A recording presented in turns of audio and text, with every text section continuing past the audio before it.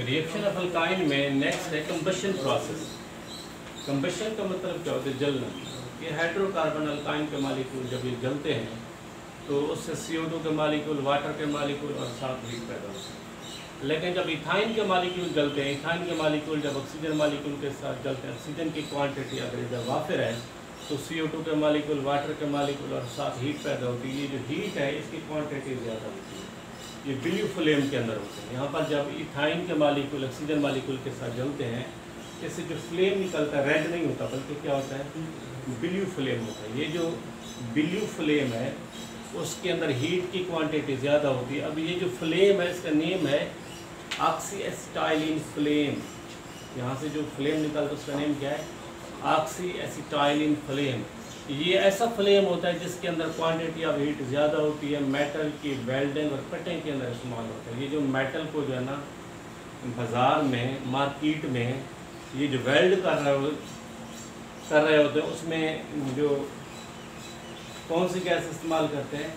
ये ethyne gas इस्तेमाल करते हैं, एसिटाइलिन गैस इस्तेमाल करते हैं। तो कंबशन की तारीफ क्या है?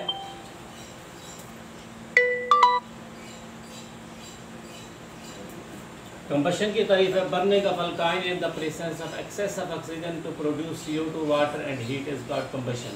इथाइन के मालिक्यूल का रिएक्शन ऑक्सीजन मालिक्यूल के साथ है, CO2, वाटर और हीट पैदा होती है। During the combustion of acetylene, oxyacetylene flame is produced which is used for cutting and welding of metal. ये जो ऑक्सीएसिटाइलिन फ्लेम है ये किसके अंदर इस्तेमाल होता है? मेटल की वेल्डिंग और कटिंग के अंदर इस्तेमाल होता है। अच्छा, नेक्स्ट है पॉलीमराइजेशन प्रोसेस। ये पोलीमीन क्या होता है? ज़्यादा होता है। मरमीन क्या मरमीन होते हैं छोटे छोटे मालिक्यूल। ज़ेशन मीन क्या होता है? फिनामिना होता है। पॉलीमराइजेशन एक ऐसा फिनामिना है कि जिसमें छोटे छोटे मालिक्यूल रिपीट होते जाते हैं, उससे क्या बनते हैं? बड़े मालिक्यूल बनते हैं। तो ये जो बड़े मालिक्यूल है उसे क्या कहते हैं? पॉलीमर कहते हैं। अब ये प्रोसेस क्या होता है? पॉलीमराइजेशन होता है। तो इसकी डेफिनेशन क्या है? व्हेन स्मॉल मालिक्यूल, ये जो स्मॉल मालिक्यूल है उसे क्या कहते हैं? मोनोमर कहते हैं। When the small molecule are combined to form large molecule called polymer, process is called polymerization. Polymerization मुख्तलिफ टाइप की होती है। तो पहली टाइप क्या है? Linear polymerization. इसमें क्या होता है? खास कर हमारे पास दो इथाइन के मालिक्यूल है, एक इथाइन का मालिक्यूल है, दूसरे इथाइन का मालिक्यूल है। जो दूसरे इथाइन का मालिक्यूल है उसमें कार्बन और हाइड्रोजन के दरमियान में पोलैरिटी मौजूद है। अब ये कार्बन क्या है? sp हाइब्रिडाइज्ड है। ऐसा कार्बन जो ट्रिपल बॉन्ड कार्बन के साथ अटैच होता है तो वो कार्बन क्या है? sp हाइब्रिडाइज्ड है। उसमें s कैरेक्टर ग्रेटर होता है। जब इसमें s कैरेक्टर ग्रेटर है, यानी एस कैरेक्टर ग्रेटर होने का मतलब क्या है कि ये इलेक्ट्रॉन को ज़्यादा क्या करता है? अट्रैक्ट करता है। अब हाइड्रोजन और कार्बन के दरमियान में जो सिग्मा बॉन्ड है, ये कार्बन सिग्मा बॉन्ड को क्या करता है? ज़्यादा अट्रैक्ट करता है। यहाँ से हाइड्रोजन ही निकल जाता है। अब ये जो हाइड्रोजन ही निकलता है तो इस कार्बन के ऊपर क्या आता है? माइनस चार्ज आता है। अब इधर से जो हाइड्रोजन निकला है, यहाँ पर जो दूसरा इथाइन का मालिक्यूल था, कार्बन कार्बन ट्रिपल बॉन्ड, तो इसमें एक पाई किसके ऊपर ट्रांसफर होता है? हाइड्रोजन इनके ऊपर ट्रांसफर होता है। तो ये क्या बन जाएंगे? CH2 double bond CH। ये जो कार्बन है इसके ऊपर प्लस आएगा। यहाँ पर प्लस क्यों आ गया? कि इसकी वैलेंसी कम हो गई। जो दूसरा मालिक्यूल था उसमें कार्बन के ऊपर माइनस चार्ज था, ये माइनस चार्ज कार्बन, इसके ऊपर माइनस चार्ज है, ट्रिपल बॉन्ड कार्बन हाइड्रोजन। अब इसके ऊपर माइनस चार्ज है, दूसरे कार्बन के ऊपर प्लस चार्ज है।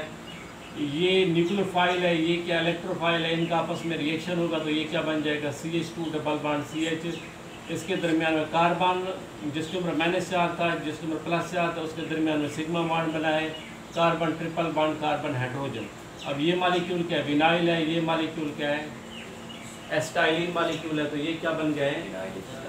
विनाइल एसिटाइलिन मालिक्यूल बन गए।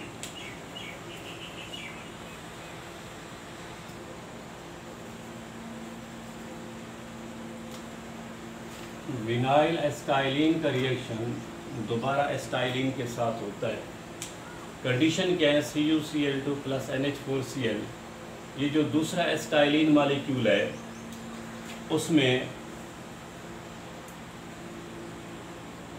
यहाँ पर जो विनाइल एस्टाइलिन मॉलिक्यूल है, इसमें कार्बन और हाइड्रोजन के दरमियान में यहाँ से हाइड्रोजन है निकलता है और ये अपने इलेक्ट्रॉन किसको देता है, कार्बन के ऊपर माइनस चार्ज है। अब ये कार्बन क्या है, sp डाली जाए, यहाँ पर s कैरेक्टर ग्रेटर है, यानी s कैरेक्टर ग्रेटर होने का मतलब क्या है कि ये इलेक्ट्रॉन को विदड्रॉ करता है। यहाँ पर हाइड्रोजन के ऊपर प्लस आएगा तो कार्बन के ऊपर क्या आएगा, माइनस आएगा। अब इधर जो हाइड्रोजन है निकला है, अब ये जो अल्काइन का मॉलिक्यूल है, दीज आर न्यूक्लियोफाइल। अब एक पाई किसके ऊपर ट्रांसफर होता है, हाइड्रोजन आयन के ऊपर ट्रांसफर होता है, तो ये क्या बन जाएंगे, CH डबल बॉन्ड CH2। अब ये जो हाइड्रोजन आयन है वो किसके साथ मिला है, इस कार्बन के साथ मिला है।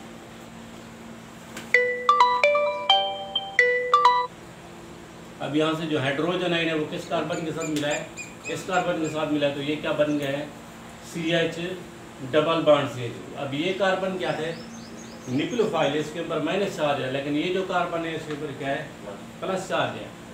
अब ये न्यूक्लियोफाइल है, ये क्या है, इलेक्ट्रोफाइल है, इसका रिएक्शन इसके साथ होता है, तो ये क्या बन जाएंगे, ये विनाइल, ये दरमियान में क्या बन गया है, एस्टाइलिन बन गया। तो इसका नेम क्या होगा, डाइविनाइल एस्टाइलिन। डाइमीन क्या होता है, दो, तो यहाँ पर दो विनाइल के मॉलिक्यूल पैदा हुए और साथ दरमियान में क्या बन गया, एस्टाइलिन के मॉलिक्यूल बन गया। तो ये क्या है, डाइविनाइल एस्टाइलिन के मॉलिक्यूल है। नेक्स्ट हमारे पास है फॉर्मेशन ऑफ क्लोरोप्रीन। हमने यहाँ पर विनाइल एस्टाइलिन लेना है, ये विनाइल है और ये क्या एस्टाइलिन है, इसका रिएक्शन किसके साथ है, कंसंट्रेटेड HCl के साथ होता है। ये जो HCl के मॉलिक्यूल है ब्रेक डाउन होते हैं, इधर से हाइड्रोजन निकलता है और इसके साथ Cl निकलता है, क्लोराइड है निकलता है। अब इसके दरमियान में जो कार्बन कार्बन ट्रिपल बॉन्ड है, उसमें एक पाई इस हाइड्रोजन आयन के ऊपर ट्रांसफर होता है, तो ये बन जाएंगे CH2 double bond CH। Carbon के ऊपर क्या आएगा, प्लस आएगा, क्योंकि इसकी वैलेंसी कम हुई है, डबल बॉन्ड CH2। अब जो Cl आयन है वो न्यूक्लियोफाइल है, ये कार्बन के इलेक्ट्रोफाइल है, इसका बॉन्ड इस कार्बन के साथ होता है, तो ये क्या बन जाएंगे, CH2 double bond CH, carbon के साथ Cl है और ये क्या बन जाएगा, डबल बॉन्ड CH2। इसका नेम क्या है, क्लोरोप्रीन मॉलिक्यूल। ये जो क्लोरोप्रीन मॉलिक्यूल है, दीज आर मोनोमर।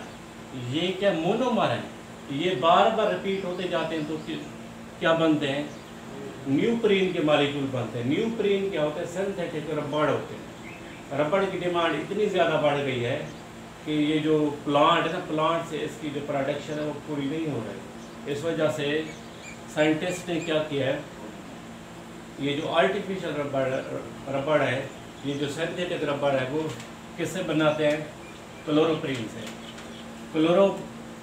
ये जो क्लोरोप्रीन है उसकी क्या होती है, पॉलीमराइजेशन है। अभी ये बॉन्ड है, ये बॉन्ड है, इसके दरमियान में क्या लिखा है, N लिखा है। अब N का मतलब क्या है कि ये रिपीट हो रहा है यूनिट की, यहाँ पर बहुत ज़्यादा यूनिट है, तो ये क्या बन जाएंगे, सिंथेटिक रबड़ बन जाएंगे। अब न्यूप्रीन क्या होता है, सिंथेटिक रबड़। एग्जाम में सवाल ये आता है कि राइट द प्रिपरेशन ऑफ न्यूप्रीन, या ये सवाल आ सकता है right the preparation of chloroprene. तो ये कुछ भी आपको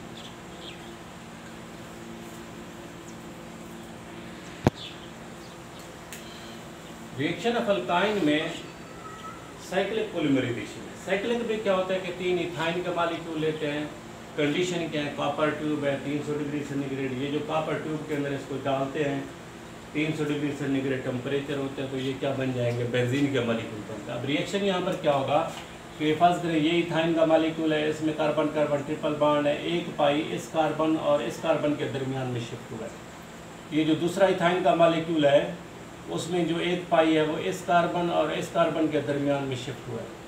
जो तीसरा इथाइन का मॉलिक्यूल है, उसमें एक पाई इस कार्बन और इस कार्बन के दरमियान में शिफ्ट हुआ है। जहाँ पर ट्रिपल बॉन्ड है उधर क्या आएगा, डबल बॉन्ड, जिधर कोई बॉन्ड नहीं उधर क्या आएगा, सिंगल बॉन्ड आएगा।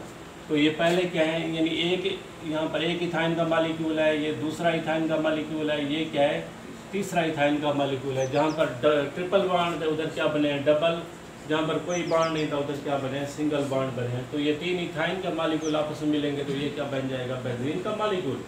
बेंजीन के मॉलिक्यूल को हम ऐसे भी ले सकते हैं, तो ये क्या साइक्लिक फॉर्म बन गया, साइक्लिक। इस वजह से इसको क्या कहते हैं, साइक्लिक पॉलीमराइजेशन कहते हैं। तो आज हमने जो टॉपिक पढ़े हैं वो पॉलीमराइजेशन पढ़ा है। 3 टॉपिक हमने पढ़े हैं। पहला टॉपिक क्या पढ़ा है, ऑक्सीडेशन रिएक्शन, दूसरा टॉपिक क्या पढ़ा है कंबशन, तीसरा टॉपिक क्या पढ़ा है पॉलीमराइजेशन का।